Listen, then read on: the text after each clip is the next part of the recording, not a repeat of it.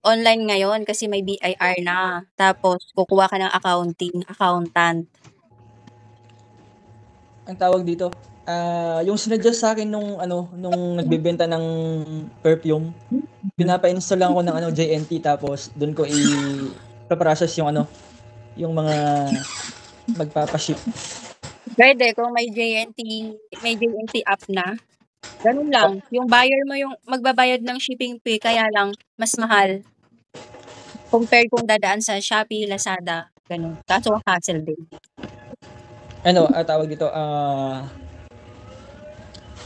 depende yata sa kilo din no? Magkano isang jar? 60 ko na lang siya binibenta. 60?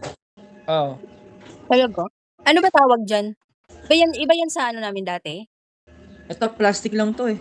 Ano ba tawag dyan? Chili garlic ba yan? Chili paste? Chili paste. Saan galing yung chili paste? Anong Yun main lang. ingredient ba ng chili paste? Chili tsaka garlic. Tapos mantika. Hindi ba yan yung chili garlic? Yung tulad sa amin dati? Oo, ganun din siya. Ba't chili paste? Ba't tinawag na paste chili paste? Chili garlic din, pwede. Akala ko, gawa siya sa yung laman ng crab. Iba yun, yun? Ang tawag dun? Ang tawag kasi dun? Jane, singaws ka rin? Itang crab paste. Oo, kasi may paste yun eh. Akala ko dun galing yung... Akala ko yun yung gawa mo. Ano lang siya, chili garlic lang talaga siya. Kasi Ilang ml gawa yan? ng 120? 118 to 120. Gawa ng chili paste kasi biniblend ko siya para talaga. Hindi nyo ba biniblender yung sa inyo dati? Ang biniblender lang nun yung bawang, yung sili. Ano yung logo mo? Meron ako logo dito sa pero kaso wala ko ngayon. Jay, dyan ang kaya kita sticker. Meron natin pa. Patingin. Kaya. Kitang malating drawer. Yung baba. Ang dami-dami mong extra income, Gerald. Parang ang dami mong dami mong Madami akong bayarin. Natumal kasi sa tindahan. Ito yung ko. Ito yung grabe yung pawis ng kamay ko. Ayan. Pinitos chili garlic. Ganda. Meron akong tagagawang logo ko. Yung circle ko. Pagka kailangan mo na ng manpower dyan, tawagin mo ako Gagi. Ikaw nga dyan, ang dami din eh. Oo, pag lumaki, why not? Bakit ba? Meron kasi akong reseller na vlogger. Ang lakas niya magbenta. Alam mo, walang dalawang araw yun. Sa kalahati siguro nakabenta siya ng 73 jar. Hindi, may git 80.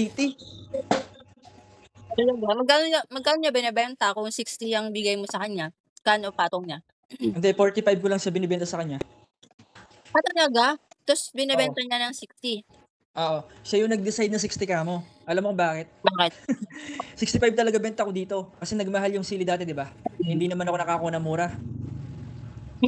Pero tapos, okay naman, may tinutubo ka pa naman. Kahit okay naman, may tinutubo pa naman. Okay naman. Saan galing yung jar mo? In-order mo online?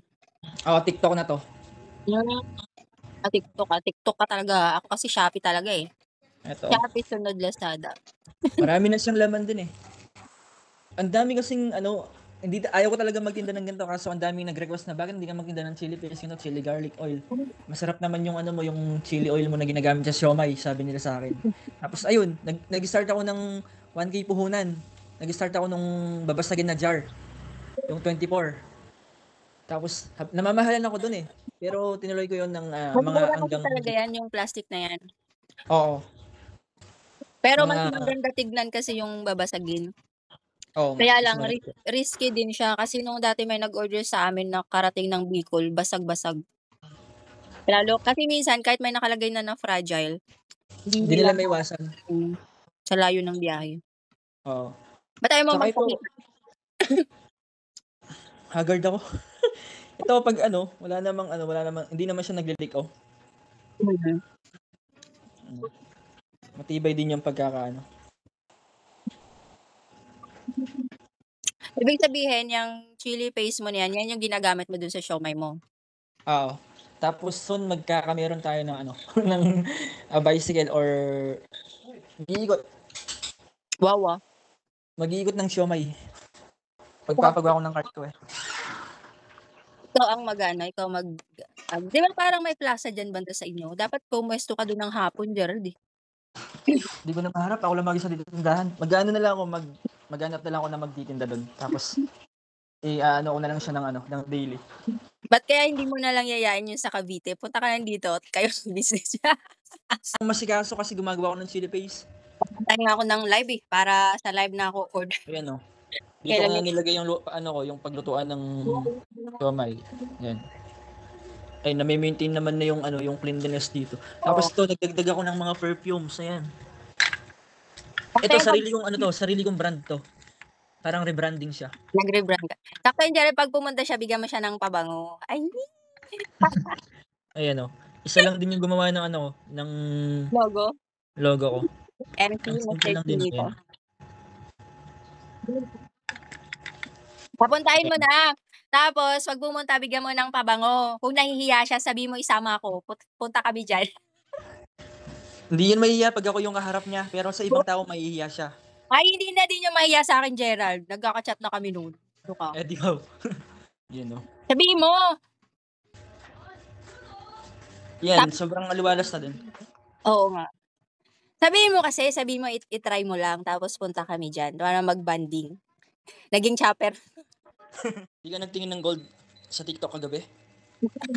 Wala akong pambili nga kasi nga yung pera ko okay na yung investment ko. Alam mo, tinry ko, Gerald, na ibenta meron kasi akong isang bracelet na 16 point something grams yun. Tapos matagal na din. Kung nung nabili ko, nasa 3.8 pa lang per gram. Di ba 4.4 na yun o 4.5?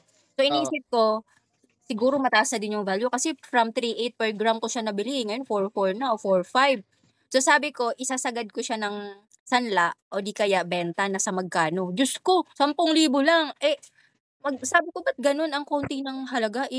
Lang, kumbaga hindi siya nag-swak dun sa kung sabi ko kahit balik-taya man lang, mabalik man lang yung puhunan ko para may pamili ko ng bagong design ng gold. Daily use ba yun? Ha? Daily use ba yun? Hindi ko siya ginagamit madalas. Makapal yun yung isang bracelet ko na parang gusto ko lang magpalit ng design. Yung solid? 16, solid yun. Hindi naman ako bumibili ng manipis kasi hindi naman ako pwede pang manipis, lalo na tayong nasa tindahan. Pag nasa tindahan, nung kinakalikot, paano pag sumabit yun? Pag naging scrap yung gold, walay na. Sumabit sa dun sa tansan ng soft drinks.